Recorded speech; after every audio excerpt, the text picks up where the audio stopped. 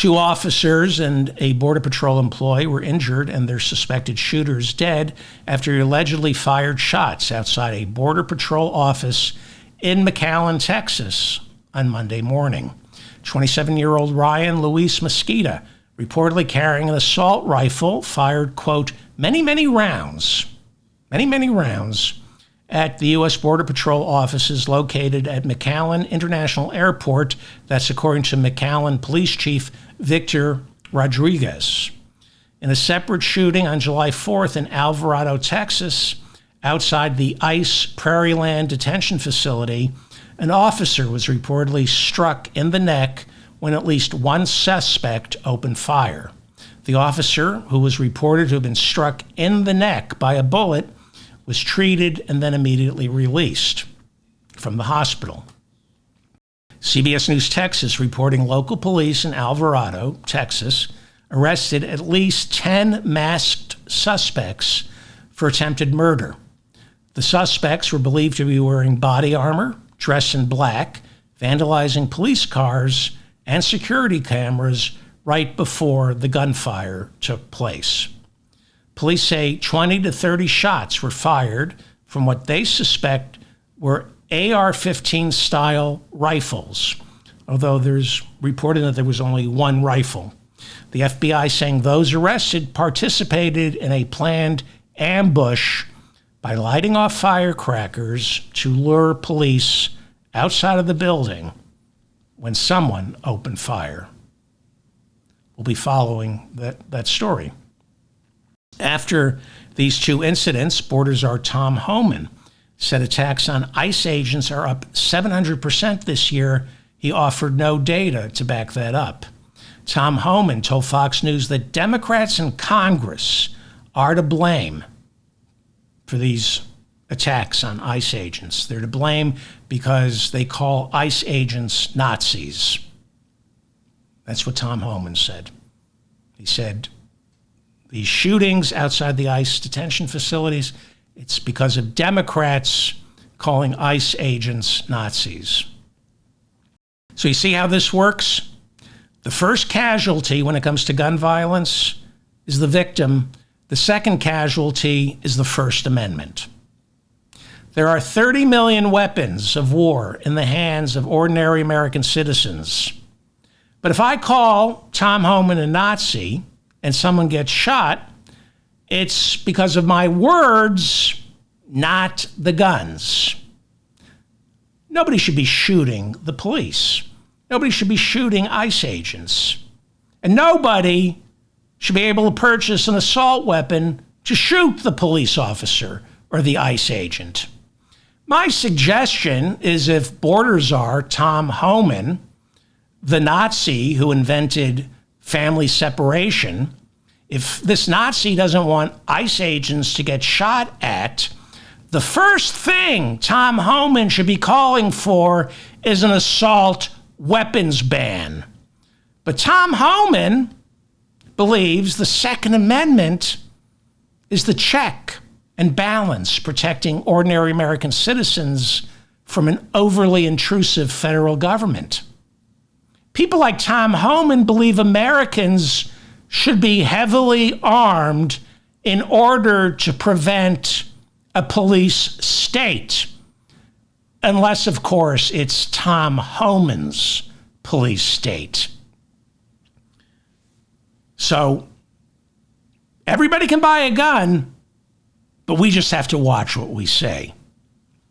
I have yet to find any evidence of migrants, while getting rounded up by ICE, fighting back.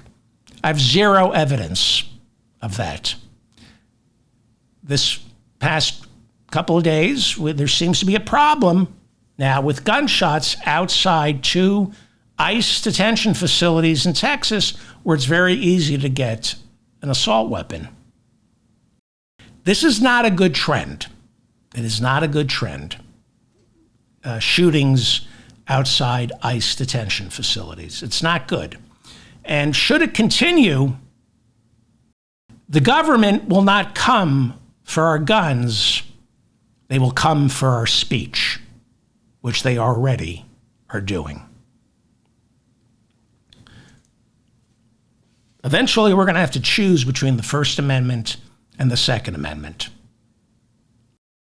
Members of Congress should be free to compare ICE to the Gestapo without having to worry that they're going to be blamed for gun violence. The Guardian reporting Israel is now openly planning to ethnically cleanse Gaza. Israel Katz, he's Israel's defense minister, has ordered the military to draw up plans for relocating all Palestinians in Gaza into a camp set up in Rafah, the southernmost part of Gaza along the Egyptian border. Haaretz reporting Israel's government would refer to this camp as, quote, a humanitarian city that nobody would be allowed to leave after undergoing a security screening before being placed inside of it. The plan calls for placing 600,000 Palestinians in the camp and then eventually moving the entire Palestinian population into that camp in order to then facilitate an emigration plan in which the entire Palestinian population inside Gaza would be relocated throughout the Middle East. This is the definition of ethnic cleansing. This is the definition of a war crime. According to the defense minister's plan, humanitarian city, as it is now called, would be run by international partners who distributed food and medicine while the Israeli army patrolled the outer perimeter of the camp. Israeli Prime Minister Benjamin Netanyahu visited the Oval Office Monday night. He was there Tuesday. In his previous visit earlier this year, Netanyahu listened as Trump called for the ethnic cleansing of Gaza. Trump said they should replace the entire population with what he called a Mediterranean Riviera filled with luxury resorts and golf courses. Well, at the time, it seemed like a joke. But since then, Netanyahu and his hard-right coalition war cabinet have embraced the idea, pretending it was Donald Trump's. It's all Donald Trump's idea. That's your definition of a useful idiot, Donald Trump.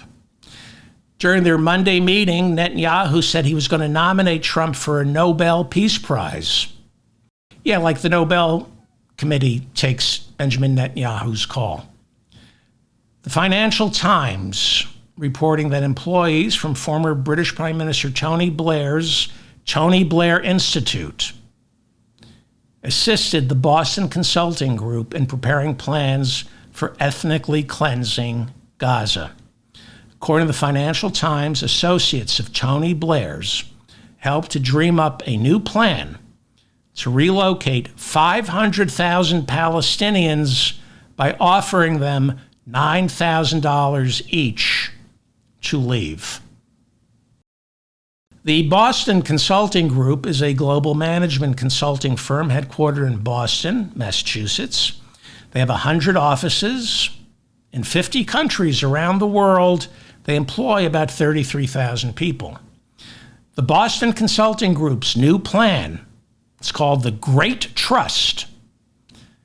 And this plan has been handed over to the Trump White House. The Great Trust, this plan suggests spending several $1 billion to kick all the Palestinians out of Gaza so private investors would then be incentivized to move into Gaza and develop the property. This is an actual presentation, a slide from their, what they call a deck of a picture, artist rendering of what Gaza would look like after the Palestinians had been removed. This is how they envision an ethnically cleansed Gaza. Financial Times reports the Boston Consulting Group, working with employees from the Tony Blair Institute, prepared presentation promising to turn Gaza into, quote, a Trump Riviera that included, quote, Elon Musk smart manufacturing zones, as well as artificial islands similar to the ones built in Dubai. The Financial Times reporting that at least 2 of Tony Blair's associates participated in drawing up the plans for the Great Trust. One of Tony Blair's associates wrote a detailed memo for the Boston Consulting Group in which Tony Blair's associate offered the silver lining in Gaza's destruction.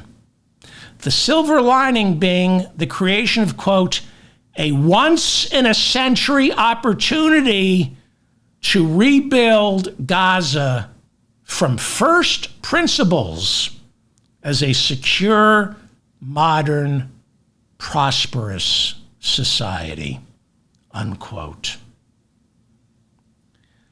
Tony Blair's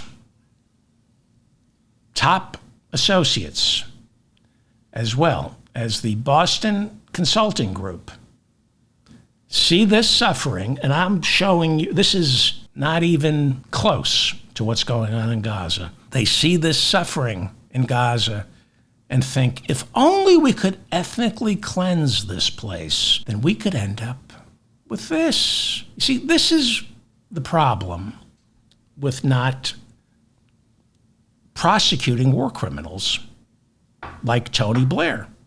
Tony Blair is a war criminal who lied about weapons of mass destruction in Iraq.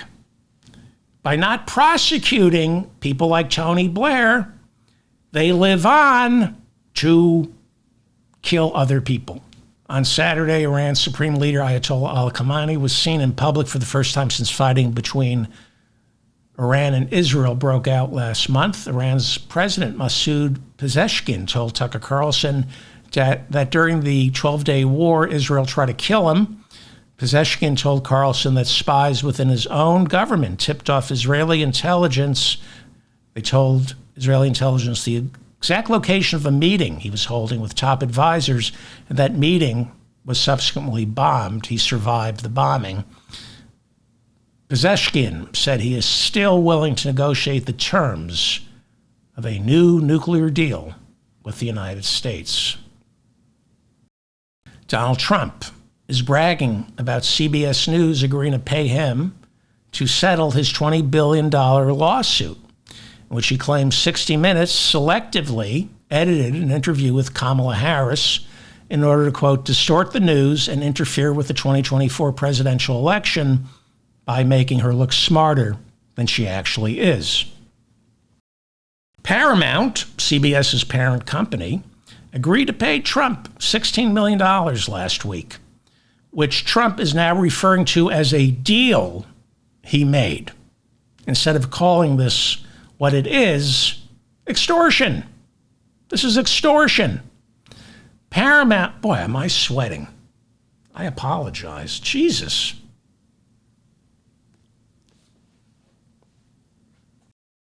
Paramount is trying to sell itself to Skydance Media for $8 billion, and the FCC needs to approve the broadcast license transfers from CBS to Skydance Media.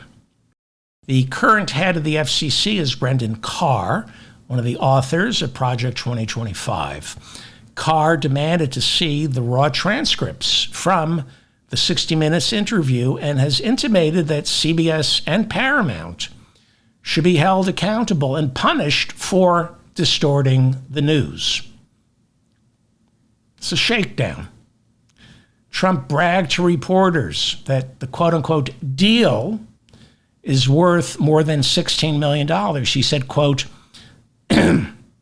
he's bragging about this, like, I made a deal. He said, we did a deal for about $16 million plus $16 million or maybe more than that in advertising. So the overall deal was now worth like $32 million to maybe $35 million. He's bragging about the deal. He's going to get $16 million in free advertising from CBS, in addition to the $16 million check they cut him. Trump then praised this genius, David Ellison, the CEO of Skydance Media, which is purchasing Paramount and CBS News.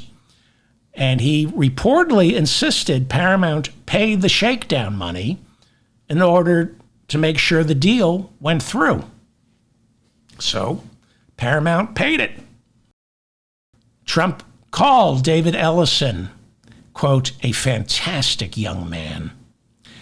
David Ellison is the son of the billionaire founder of Oracle, Larry Ellison,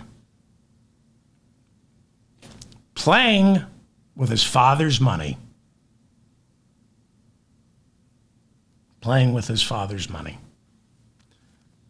And they just got a $5 trillion tax cut last week. The rich get richer, the poor get poorer, and the planet burns to a crisp.